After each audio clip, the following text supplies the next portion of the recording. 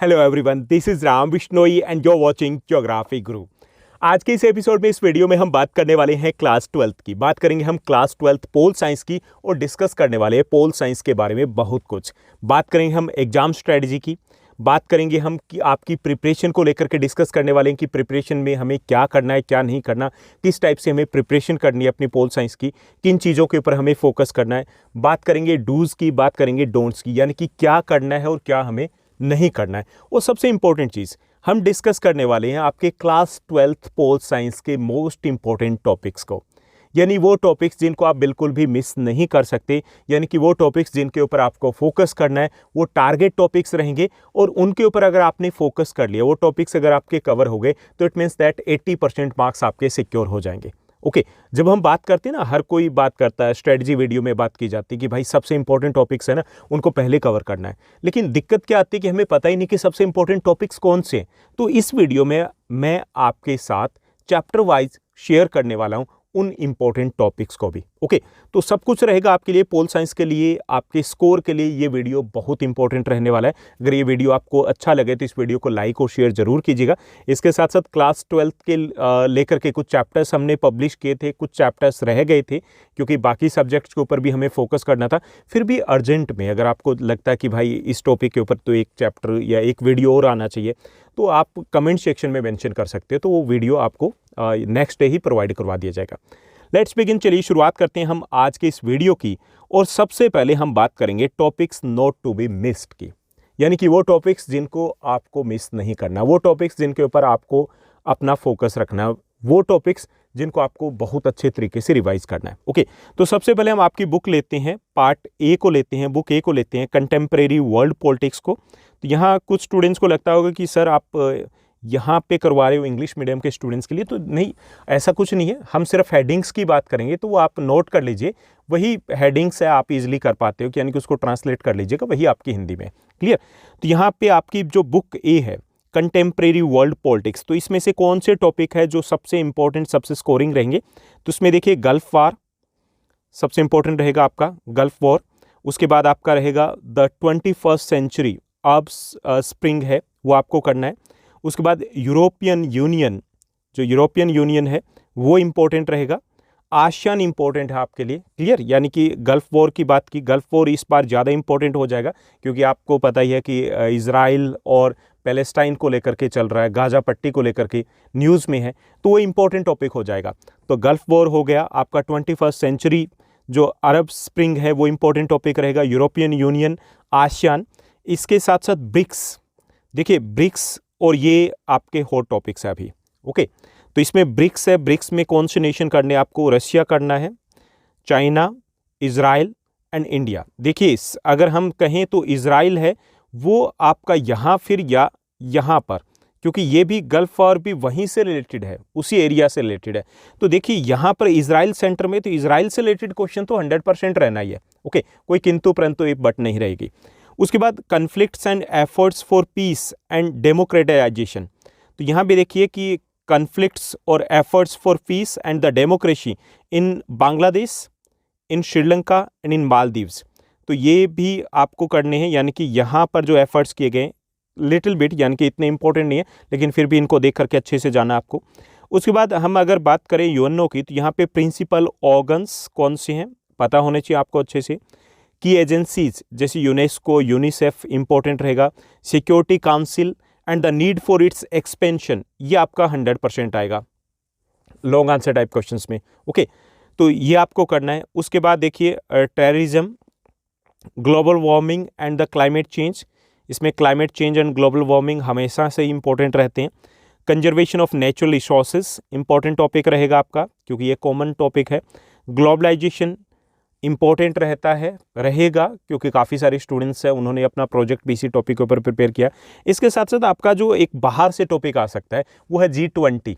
G20 को लेकर के बुकलेट्स है वो इंटरनेट के ऊपर अवेलेबल है। मैंने G20 को लेकर के एक प्रोजेक्ट भी आपके साथ शेयर किया था, तो अगर आपने वो प्रोजेक्ट नहीं देखा तो उसको देख लीजिएगा। ओके, तो वो वहाँ से आपको मोटे तौर पे इन्फॉर्मेशन मिल जाएगी, तो अगर कुछ आ जाता है तो आपके पास वो इन्फॉर्मेशन रहनी चाहिए। ओके, तो ये सब कुछ रहेगा आपका बुक ए से। उसके बाद बुक बी की अगर बात करें, वहाँ पर क्या कुछ इंपॉर्टेंट रहने वाला है, तो चलिए देखते हैं।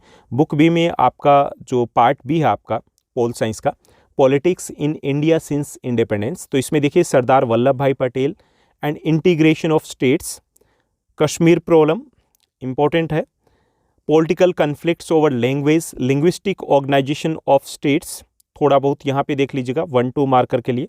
ओके, इसके साथ साथ आपका नेशनल डेवलपमेंट काउंसिल और नीति आयोग, क्लियर, ये आपको करना है अच्छे से। इंडियाज़ न्यूक्लियर प्रोग्राम करना है आपको। मल्टी पार्टी कोलिशन सिस्टम, इसमें हमें दिया गया है कुछ डिटेल भी दी गई है, तो वो अच्छे से करके जाओगे कि ये सिस्टम क्या था, कौन कौन से इंपॉर्टेंट इस टाइप के कोलिशन या गठबंधन बने थे, तो वो आपको करना है। Jayaprakash Narayan and the total revolution, Ram Manohar Lohia and the socialism, Pandit Deendayal Upadhyaya and integral humanism, ये इंपॉर्टेंट रहेगा आपके लिए, इस बार थोड़ा ज़्यादा इंपॉर्टेंट रहेगा। क्लियर। नेशनल इमरजेंसी, इसको लेकर के भी क्वेश्चंस आ जाते हैं। ओके, इसके साथ साथ और कौन से टॉपिक इंपॉर्टेंट रहेंगे आपके बी बुक में से, तो इसमें रहेगा डेमोक्रेटिक अपसर्ट्स, इसमें participation of the adults, backwards and youth, और द कश्मीर इशू ऊपर भी हमने बात कर ली, इंपॉर्टेंट है।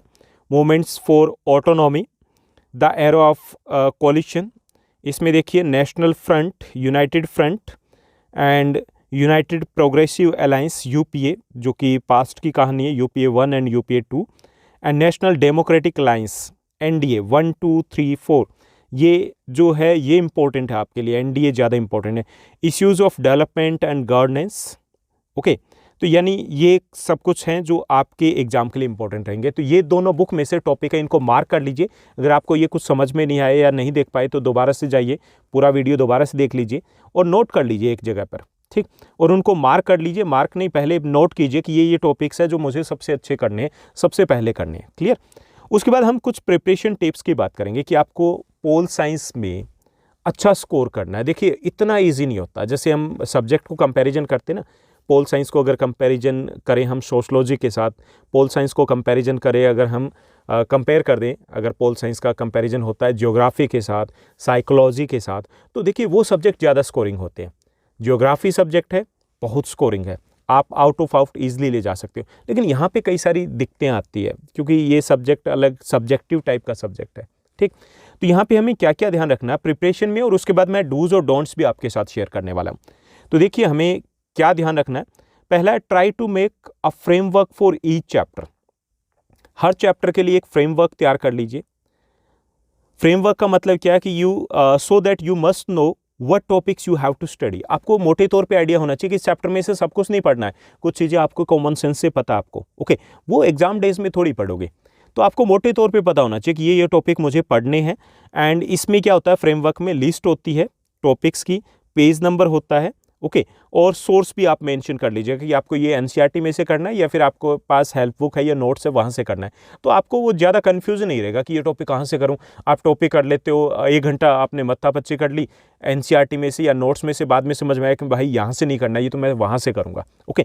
तो ऐसे आप अपना एक फ्रेमवर्क तैयार कर लीजिएगा कि कौन से वाला टॉपिक पढ़ना है चैप्टर वाइज, और वो कौन से पेज पे है, अथवा यानी कि अगर वहाँ पे नहीं है तो इट मीन्स दैट आपको कहाँ से रीड करना है, आपको अपने नोट्स में से करना है, कहाँ से करना है, तो वो अपना एक फ्रेमवर्क आपको तैयार करना है। क्लियर।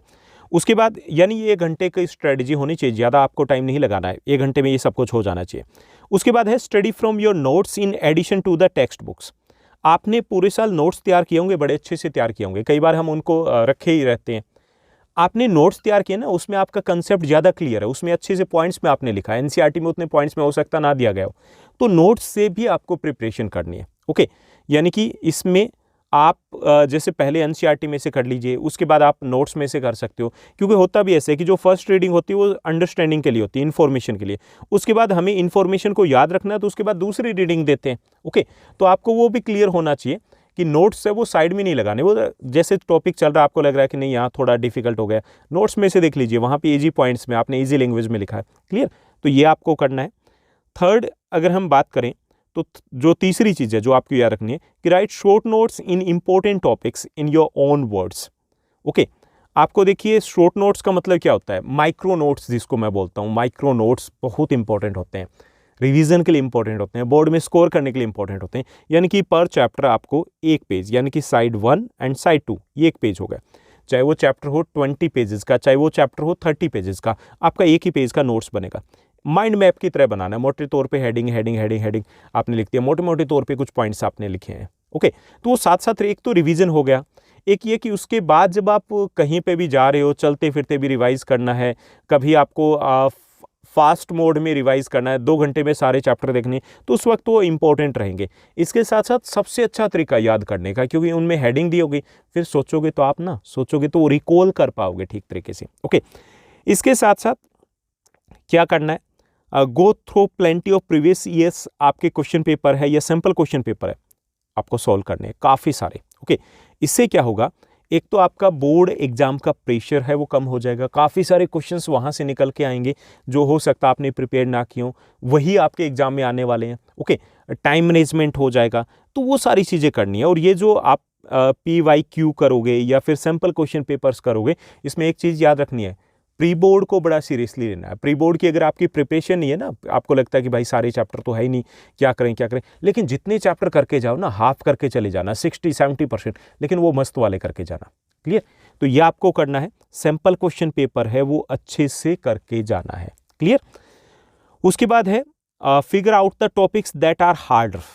आपको ये भी देखना है, जब आपने फ्रेमवर्क तैयार कर लिया तो आपको एक आइडिया लग गया कि भाई ये वाले टॉपिक है थोड़े हार्ड है। ओके, हार्ड है तो स्किप कर देंगे? नहीं, बिल्कुल नहीं कर सकते। ओके, हमें उन्हीं के ऊपर पहले फोकस करना है। ओके, डिफिकल्ट जो पोर्शन है ना, उनको पहले करना अपने को। Okay, this helps in completing a difficult portion, leaves time for easy parts. Easy parts के लिए टाइम रह जाएगा, इजी पार्ट्स को तो हम भाई चुटकियों में कर देंगे। ओके, क्लियर, तो ये भी आपको माइंड में रखना है कि जो डिफिकल्ट पोर्शंस है, अच्छा स्कोर करना तो भाई उनके साथ भी 2-2 हाथ है, तो उनको आपको पहले करना है।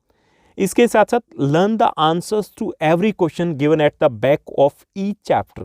हम बात करें NCERT एक्सरसाइज की, NCERT की जो एक्सरसाइज है ना, 40-50% वही क्वेश्चंस आ जाते हैं, तो वो वाली एक भी छूटना नहीं चाहिए।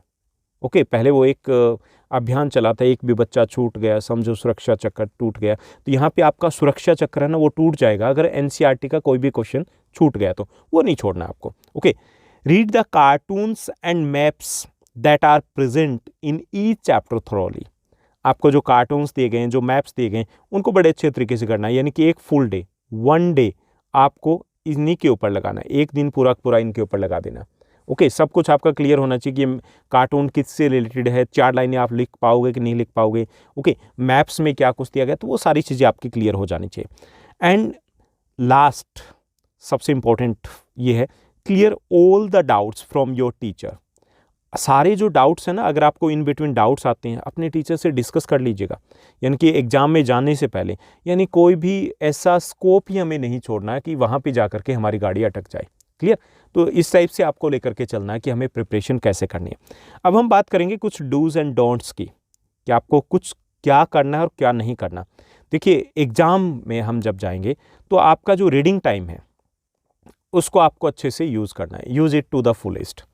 रीडिंग टाइम जो आपको 15 मिनट्स मिलेंगे, उन 15 मिनट्स को क्या करना है, उन 15 मिनट्स में आपको एक तो क्वेश्चन पेपर को स्कैन करना है। ओके, स्कैन करते हैं ना, ऐसे स्कैन करना है। वो स्कैन करने का मतलब ये कि 1 मिनट में 2 मिनट में वैसे ही देख लिया, इतना सही।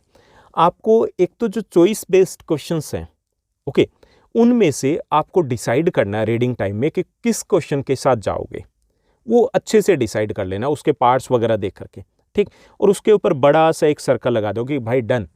ठीक, तो वहाँ पे कई बार ये होता है कि लास्ट में अनाउंसमेंट हो जाती है कि last 45 minutes are remaining, confuse हो गए, कोई और ही स्टार्ट कर लिया, बाद में पता चला कि यहाँ नहीं, वो वाला क्वेश्चन करते बैठ रहते।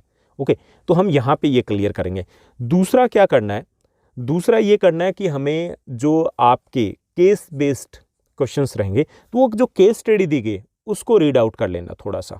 ओके, यानी कि इन 2 कामों के लिए हमें यूज़ करना है। क्वेश्चन पेपर को सिर्फ स्कैन करना है, उसके बाद आपको चॉइस बेस्ड क्वेश्चंस है वो डिसाइड करने, कंफर्म करने, और जो आपकी केस स्टडी है उनको रीड आउट कर लेना है, ताकि वहाँ पे आपका टाइम है वो सेव हो जाए। यानी कि इन 15 मिनट्स को हमें अच्छे से यूटिलाइज करना है। सेकेंड थिंग क्या करनी है हमें, दूसरी चीज़, mentally do the MCQs, passages based questions, cartoon based questions during the reading time. यानी कि अगर आपके पास पेसेस बेस्ड क्वेश्चंस हैं, वो अगर कवर हो जाते हैं तो उसके बाद आप कार्टून बेस्ड क्वेश्चंस के ऊपर जा सकते हो। वो अगर कवर हो जाते हैं तो आप मेंटली MCQs है यहाँ पर आ सकते हो। ओके, यानी कि ये इस टाइप का आपका पैटर्न रहना चाहिए कि जो 15 मिनट्स है बहुत इंपॉर्टेंट है, वो बहुत इंपॉर्टेंट है, ठीक तरीके से यूटिलाइज करना हमें। उसके बाद है आपका जो 6 मार्कर क्वेश्चन है उनको प्रॉपरली प्लान आउट करना आपको।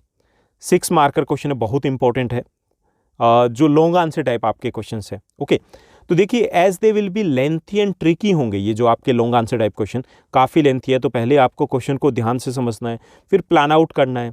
प्लान आउट करना है तो उसमें सबसे पहले इंट्रोडक्टरी पैराग्राफ लिखना है, 2-4 लाइनें उसके बारे में लिखी। उसके बाद 6 रिलेवेंट पॉइंट आपको लिखना है, उनको अंडरलाइन भी करना है, हेडिंग के साथ लिखना है। ओके, और लास्ट में आपको एक कंक्लूडिंग पैराग्राफ भी लिखना है। क्लियर, इस टाइप से लिखना है। 6 मिनिमम पॉइंट्स होने चाहिए, विद हेडिंग होने चाहिए, इंट्रोडक्टरी पैराग्राफ होना चाहिए और कंक्लूडिंग पैराग्राफ होना चाहिए। तो ये सब कुछ आपको इंक्लूड करना है। तो उसके लिए प्लान आउट करना है, पहले लिखने नहीं लग जाना, पहले सोचिए कि हाँ ये चीज़ें इसमें मैं इंक्लूड करने वाला हूँ। क्लियर, ताकि कन्फ्यूज़न आपकी कम से कम हो। उसके बाद है do not spend extra time answering short questions. कई बार ये होता है कि भाई शॉर्ट क्वेश्चंस है, ईजी है, मज़ा आ रहा है करने में और हम लिखते जा रहे हैं। ऐसा नहीं करना। अगर आप पॉइंट्स में राइट कर रहे हो तो 2 मार्कर क्वेश्चन जैसे हम बात करते हैं तो उसमें 3-4 पॉइंट्स की बोलते हैं, 3 मार्कर में हम 4 to 5 पॉइंट्स की बोलते हैं। ओके, तो आप अगर वैसे भी लाइंस में भी कर रहे हो तो ये मान के चलिए कि 2 मार्कर है तो 4 लाइंस, 3 मार्कर है तो हम 6 लाइंस, इस टाइप से चलते हैं ना पैटर्न में। तो वही पैटर्न आप अपना माइंड सेट करके रखिएगा, बहुत एक्स्ट्रा टाइम हमें यहाँ पर नहीं देना। Okay, it is important to attempt all the questions.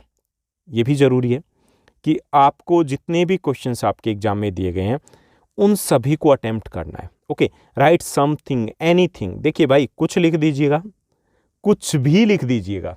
Okay, यानी छोड़ना नहीं है, कुछ लिख दो, कुछ नहीं आता तो कुछ भी लिख दो, जो भी आपको आता है, जो भी आपको उस टॉपिक से रिलेटेड याद आता है लिख दो।